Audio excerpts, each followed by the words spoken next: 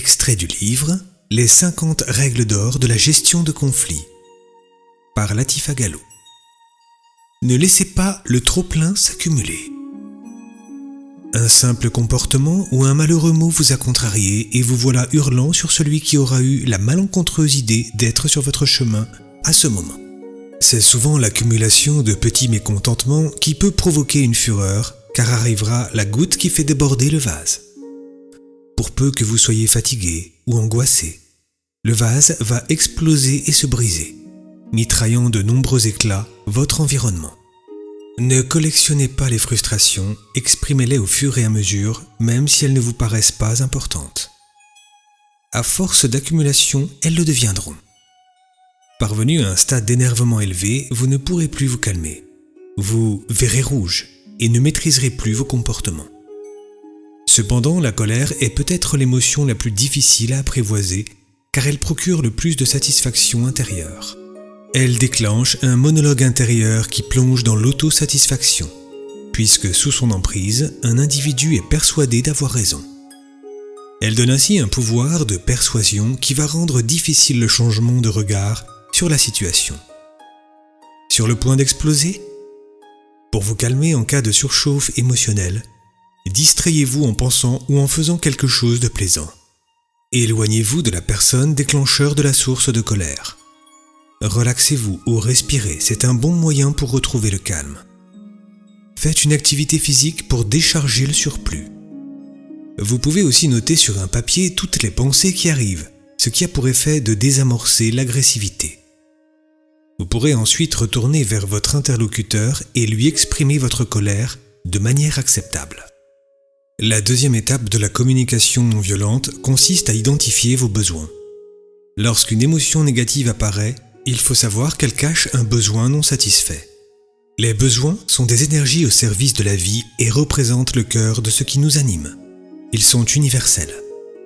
Lorsque nous sommes déconnectés de nos besoins, nous sommes coupés de ce qui est important pour notre bien-être. Nous avons alors du mal à faire des choix qui nous engagent personnellement. Lorsque nous n'avons pas conscience de nos besoins, nous agissons en fonction du besoin des autres. Nous nous attendons à ce que les autres fassent de même. Et quand nos besoins ne sont pas satisfaits, nous mettons la faute sur les autres. Tels les dauphins, nous sommes équipés d'un système de radar qui nous amène à notre principale destination, la satisfaction de nos besoins. Quels sont les besoins fondamentaux ? Nous avons tous les mêmes besoins, mais nous ne savons pas forcément les identifier. Voici quelques besoins fondamentaux que l'on retrouve dans la vie professionnelle et personnelle. Besoin d'écoute, besoin de respect, besoin de confiance, besoin de compréhension, besoin de repos, etc. Le besoin de reconnaissance est le besoin le plus fort dans la mesure où il nous donne la sensation d'avoir de la valeur et d'exister. Lorsqu'il n'est pas nourri, il peut déclencher un sentiment de colère. Pour information, si vous êtes en colère, c'est sûrement parce que vous avez besoin d'écoute, de respect, d'attention, bref, de reconnaissance. Utilisez le « je » responsable.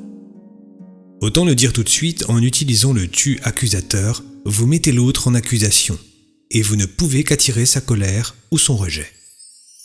Et pourtant, qui n'a jamais dit « c'est de ta faute »,« tu n'aurais jamais dû »,« tu ne comprends rien », ou pire encore, « tu es nul ». C'est humain, et surtout, on n'a pas appris à s'exprimer autrement que par le « tu » qui tue. Alors c'est le moment d'apprendre à utiliser le « je » responsable.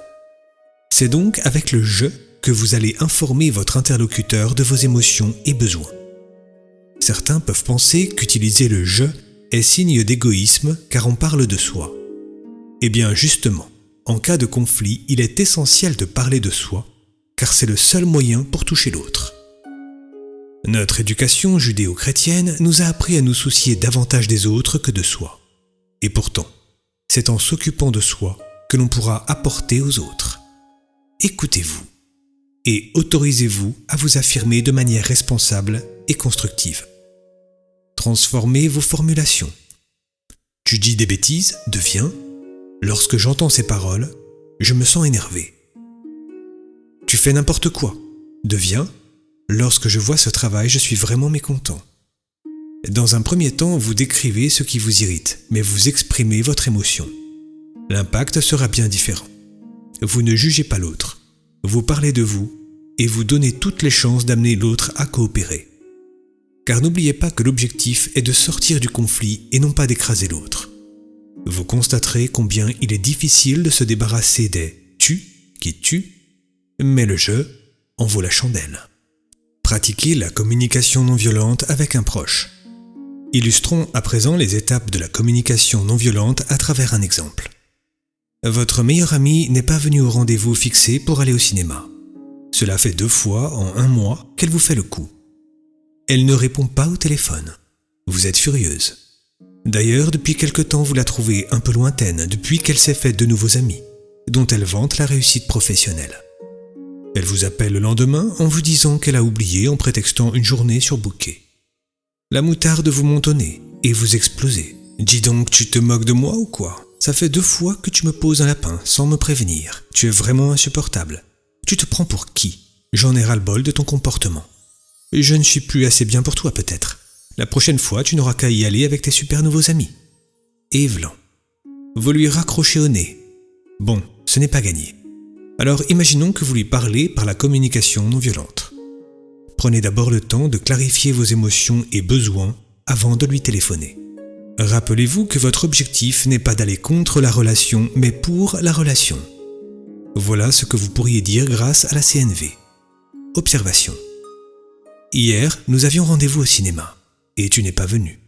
Cela s'est produit également il y a 3 semaines. Deuxièmement, le sentiment. Je suis vraiment très en colère et en même temps, je suis un peu triste et inquiète. Troisième étape, le besoin. Car j'ai besoin que soit respecté notre engagement et j'ai besoin également d'être rassuré sur notre amitié. Demande, pourrait-on se voir et en parler tranquillement ? Étape de la communication non violente.